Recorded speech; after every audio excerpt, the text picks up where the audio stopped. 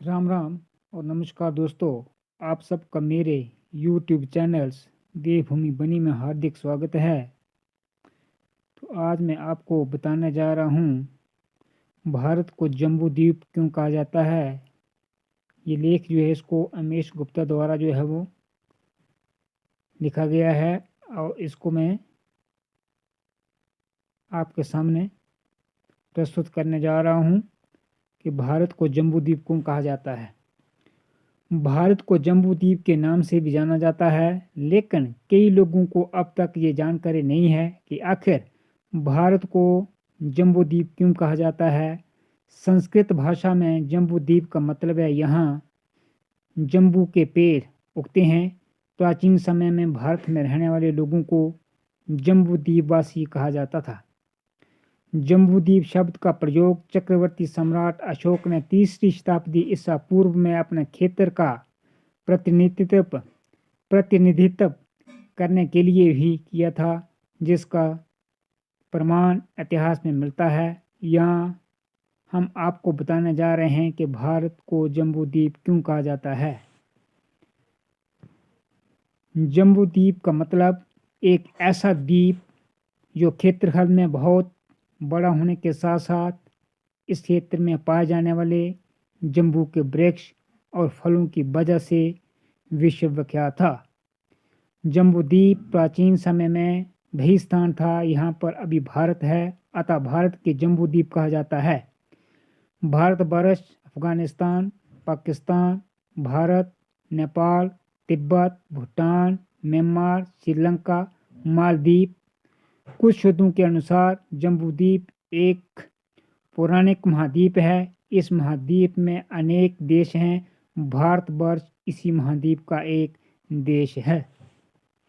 जम्बूद्वीप हर तरह से संपन्नता का प्रतीक है। देवी देवताओं से लेकर ऋषि मुनियों तक ने इस भूमि को चुना था, क्योंकि यहाँ पर नदियाँ, पर्वत और जंगल, हर तरह का वातावरण एक ही देश में देखने को मिलता था।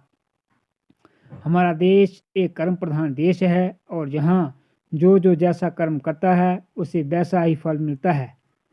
सदियों से भारत के लोग इस व्यवस्था को मानते रहे हैं। जम्बूद्वीप एक ऐसा विस्तृत भूभाग है जिसमें आर्यावर्त, भारतवर्ष और भारतखंडे आदि शामिल है। जम्बूद्वीप के संबंध में मुख्य बातें। जम्बूद्वीप को सुदर्शन द्वीप के रूप में भी जाना जाता है। प्राचीन समय में यहाँ पर जामुन के पेड़ बहुतायत में पाए जाते थे, इसलिए ये भूभाग जम्बूद्वीप के नाम से जाना जाने लगा। विष्णु पुराण में लिखा है कि जम्बू के पेड़ पर लगने वाले फल हाथियों जितने बड़े होते थे। जब भी वे पहाड़ से गिरते तो इनके रस की नदियाँ बहने लगती थी। इस नदी को जम्बू नदी से भी जाना जाता था। इस नदी का पानी पीने वाले जम्बूद्वीपवासी थे।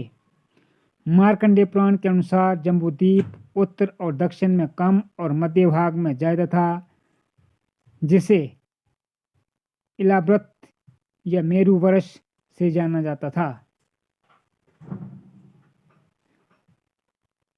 जम्बू भी घर में जब भी घर में पूजा पाठ होता है तब मंत्र के साथ जम्बूद्वीपे आर्यव्रते भारतखंडे देशांतर्गते अमुक नगरे या अमुक स्थाने, फिर उसके बाद नक्षत्र और गोत्र का नाम आता है। रामायण में भी जम्बूद्वीप का वर्णन मिलता है। जम्बू अर्थात जामन नामक वृक्ष की इस द्वीप पर अधिकता के कारण इस द्वीप का नाम जम्बूद्वीप रखा गया था। जम्बूद्वीप के 9 खंड थे, जिनमें इलाव्रत, भद्राश्रव, किमपुरुष, भारत, हरि, केतुमाल, रम्यक, कुरु और हिरण्यम आदि शामिल हैं। जम्बूद्वीप में 6 पर्वत थे, जिसमें हिमवान, हिमकोट, निश्ती, नील, श्रेवत और श्रृंगवान आदि प्रमुख हैं। उम्मीद है कि आपको ये मेरी प्रस्तुति जो है पसंद आई होगी। धन्यवाद। जय हिंद, जय भारत, सनातन धर्म की जय।